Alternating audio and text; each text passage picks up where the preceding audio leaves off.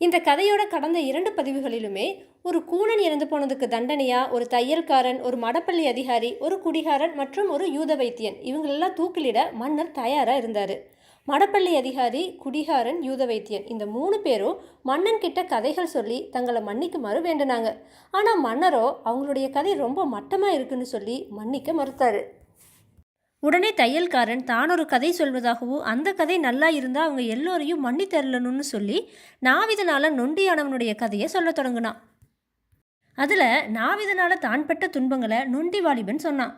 நாவிதனை பார்த்து எல்லோரும் எதுக்காக அந்த வாலிபனை இப்படி வதைக்கிறீங்கன்னு கேட்டதுக்கு நாவிதன் தன்னோட கதையை சொல்ல ஆரம்பித்தான். அன்பார்ந்த நண்பர்களே, நான் பாக்தாத் நகரத்து நாவிதன்கிறது உங்களுக்கு தான் தெரியுமே. ஒரு நாள் நான் டைக்ரிஸ் நதியில் போயிட்டு இருந்த ஒரு படகுல பிரயாணம் செஞ்சுட்டு இருந்தேன். நான் யாரு கூடவும் பேசாமல் படகோட ஒரு மூலையில் அமர்ந்திருந்தேன். படகு கொஞ்சம் தூரம் போய் ஒரு படகுத்துறையை அடைஞ்சது. உடனே அரச சேவகர்கள் ஆயுதபாணிகளாக வந்து படகுல இருந்த 10 பேருக்கு விலங்கிட்டு அழைச்சிட்டு போனாங்க. நானும் அவங்களோடையே போனேன். எல்லோரையும் அரசன் முன்னிலையில் நிறுத்தினாங்க.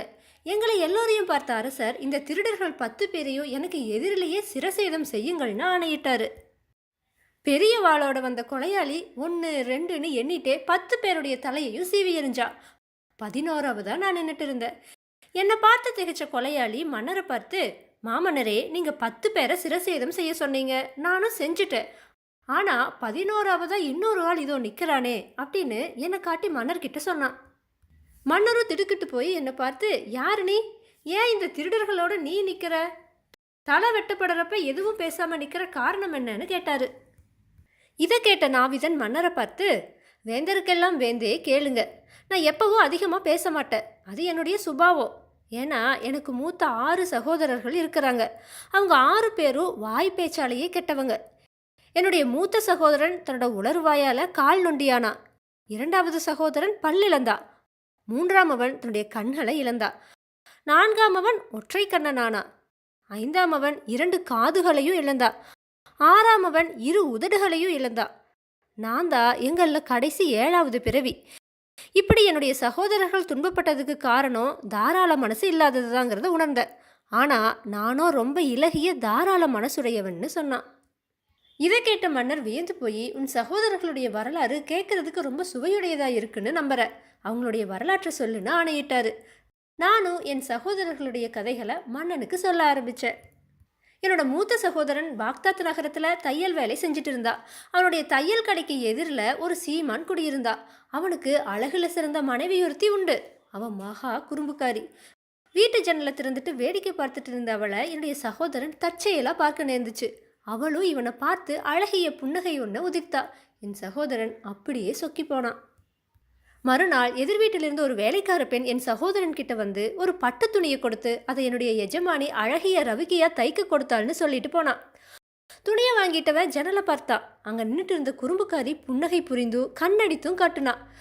மோகாவேசத்தால் மயங்கின என்னுடைய சகோதரன் நவநாகரிக முறையில் ரொம்பவும் உழைச்சி ரவிக்கையை தச்சு முடிச்சான். அதை வாங்கி போக வந்த வேலைக்கார பெண்கிட்ட எஜமானி கொடுத்து அனுப்பியதா கொடுத்த கூலியையும் வேண்டான்னு வாங்க மறுத்துட்டான். இப்படியா தினமும் அவள் ஜன்னலில் வந்து நிற்கிறதும் என்னுடைய சகோதரன் பல்லிழிக்கிறதும் தொடர்ந்துட்டே இருந்துச்சு. மறுபடியும் ஒரு நாள் எதிர் வீட்டு வேலைக்கார பெண் 20 ஆண்களுக்கான சட்டைகள் தைக்க துணிகள் கொண்டு வந்தா. ஜன்னலில் அழகி வந்து நின்று கண்ணால் ஜாட காட்டி மறுபடியும் சொக்க வைக்கிற ஒரு புன்னகையையும் உதிர்த்தா.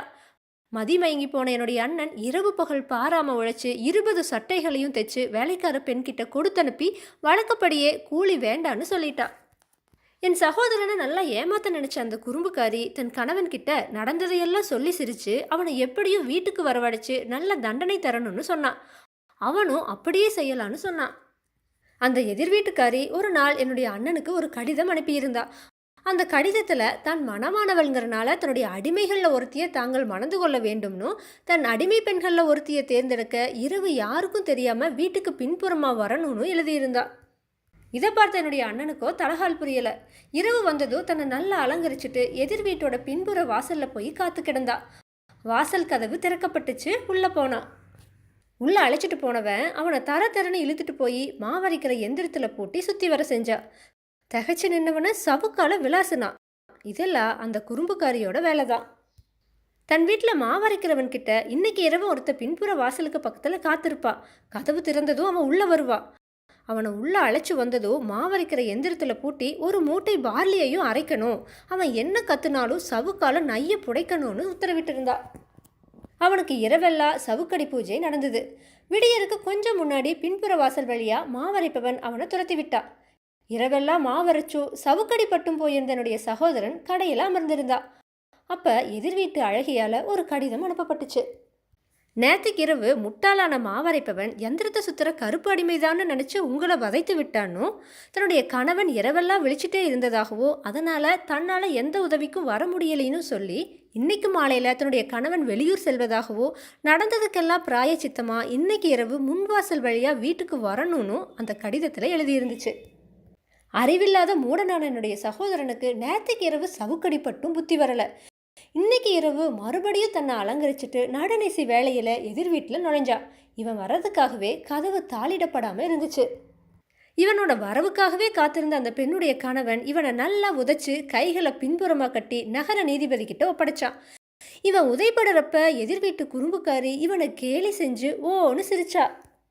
காலையில் வழக்கு விசாரித்த நீதிபதி இன்னொருத்த மனைவி மேலே ஆசைப்பட்டதுனால அவனை அடிச்சு நொறுக்கி ஒரு ஒட்டகத்து மேலே ஏற்றி ஊர்வலம் வந்து அவனை அவமானப்படுத்தினார். அவமானம் தாளாத என்னுடைய சகோதரன் ஒட்டகத்துக்கு மேலிருந்து குதிச்சதில் அவனுடைய கால்களில் ஒன்று ஒடிஞ்சு போச்சு. இதை கேள்விப்பட்ட எனக்கு கோபம் வந்தாலும் என்னுடைய சகோதர வாஞ்சியால் அவனை வீட்டுக்கு அழைச்சிட்டு போய் வைத்தியம் செஞ்சேன். என்னதான் வைத்தியம் செஞ்சும் அவனுடைய ஒரு கால் நொண்டியாக போச்சு. இதுதான் என்னுடைய மூத்த சகோதரனுடைய கதைன்னு நாவிதன் சொல்லி முடிச்சா. மூத்த சகோதரனுடைய கதையை கேட்ட மன்னர் மற்ற சகோதரர்களுடைய கதைகளையும் சொல்லுமாறு ஆணையிட்டார். என்னுடைய இரண்டாவது சகோதரனின் பெயர் அல்ஹதார். ஒரு நாள் அவன் ஏதோ காரியமாக கடை வீதியில் போயிட்டு இருந்தா. அவனுக்கு எதிராக ஒரு கிழவி வந்துட்டு இருந்தா. அவன் என்னோட சகோதரனை பார்த்து, மகனே என்கிட்ட வான்னு கூப்பிட்டா. என்னன்னு கேட்டதுக்கு, நீ என்னுடைய சொல்படி நடந்துக்குவியா? அப்படி நடந்துட்டேன்னா உனக்கு அளவற்ற செல்வமும் அழகான மனைவியும் ஏராளமான சொத்துக்களும் கிடைக்கும்னு சொன்னான். இதை கேட்ட என்னுடைய சகோதரன் ஒன்றுமே புரியாமல் விழிச்சா. மகனே, ரொம்ப எல்லாம் யோசிக்காத, என் பின்னாடியே தொடர்ந்து வா. என்னுடைய சொல்படி நடந்தால் ஏராளமான நிலப்புலன்கள் கிடைக்கும். நான் சொல்ல போகிற வேலையொன்னும் அந்த அளவுக்கு கஷ்டமானதும் இல்லை, ரொம்ப ரொம்ப சாதாரணந்தா. நான் அழைச்சிட்டு போகிற இடத்துல உனக்கு என்ன நேர்ந்தாலும் எப்படி இருந்தாலும் நீ எதுவுமே பேசக்கூடாது, என்னுடைய இஷ்டப்படியே நடக்கணும்னு சொன்னான். அவனும் சரின்னு சம்மதிச்சு கிழவி கூடவே போனான். பல தெருக்களை கடந்து போனாங்க.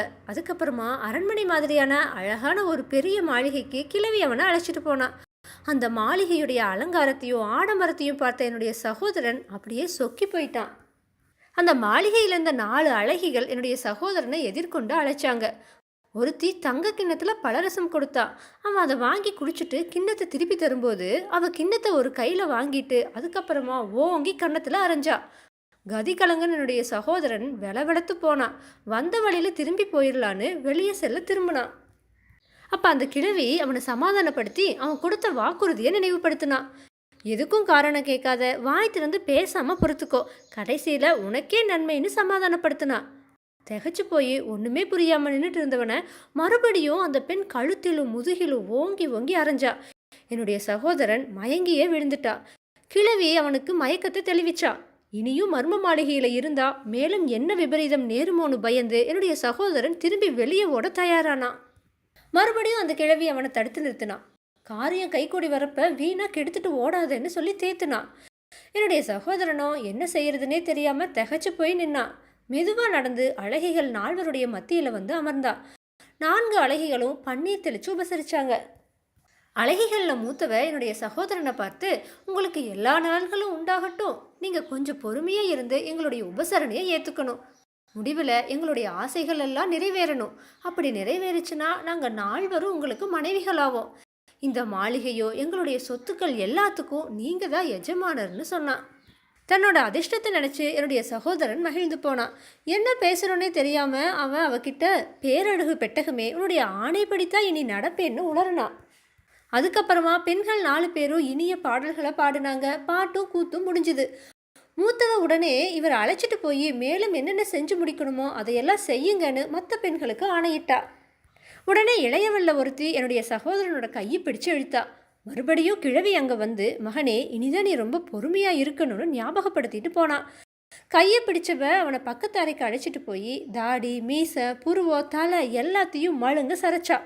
என்னுடைய சகோதரன் வாய் திறக்காம மௌனமாக உட்கார்ந்துருந்தா. மறுபடியும் கிழவி அங்கே வந்து, மகனே எல்லாம் உன்னுடைய நன்மைக்கு தான், பொறுமையை கடைப்பிடின்னு சொன்னான். மற்றொருத்தி அங்கே வந்து பலவித சாயங்களை அவனுடைய முகமெங்கும் அப்புனா. இப்போ என்னுடைய சகோதரனை பார்க்கவே வேடிக்கையாக கோமாளி மாதிரி இருந்துச்சு. கிழவி மறுபடியும் அங்கே வந்து, மகனே இதெல்லாம் இவங்களுடைய வழக்கம்தான், பொறுமையை கைவிடாத, சொன்னபடியே கேளு, முடிவில் நன்மை உனக்குத்தான்னு சொன்னான். முட்டாளான என்னுடைய சகோதரன் அவங்க இழுத்த இழுப்புக்கெல்லாம் இசைஞ்சான்.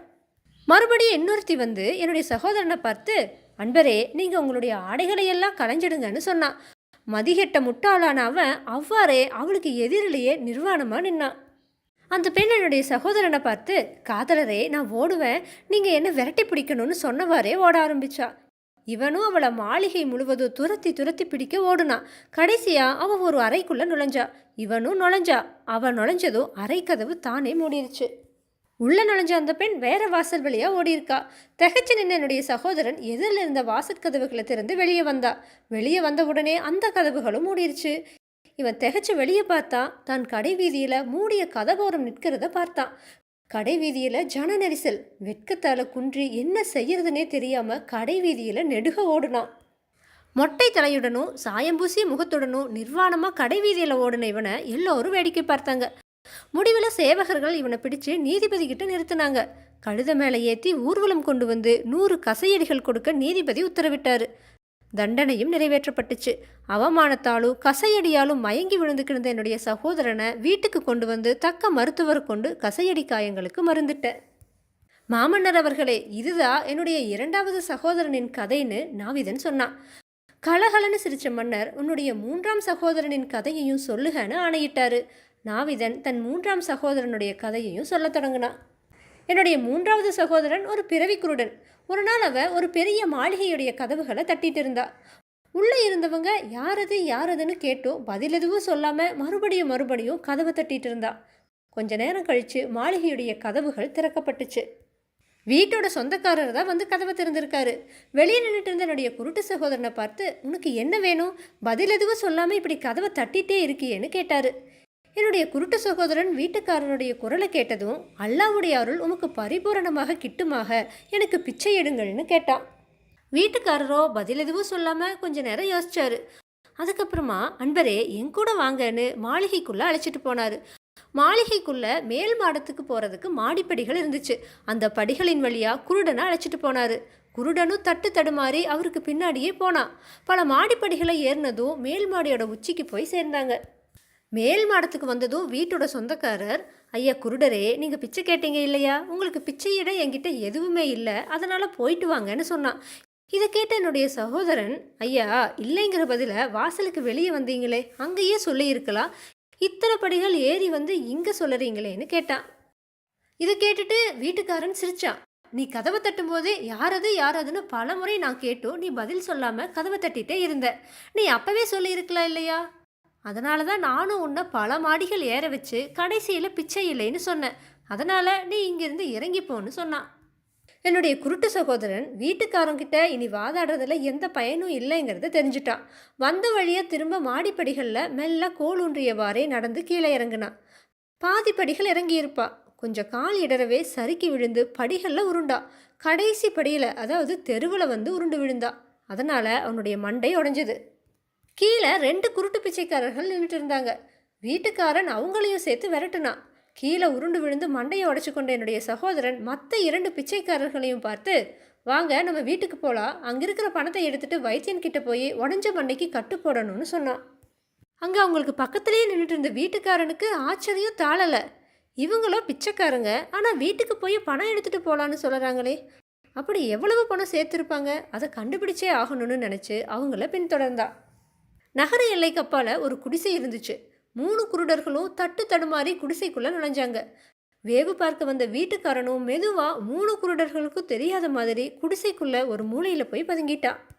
3 குருடர்களும் குடிசைக்கு நடுவில் ஒரு இடத்துல பள்ளம் தோண்டினாங்க. ஒரு பெரிய பணப்பையை மூவருமா சேர்ந்து சிரமத்தோட வெளியே தூக்கி வச்சாங்க.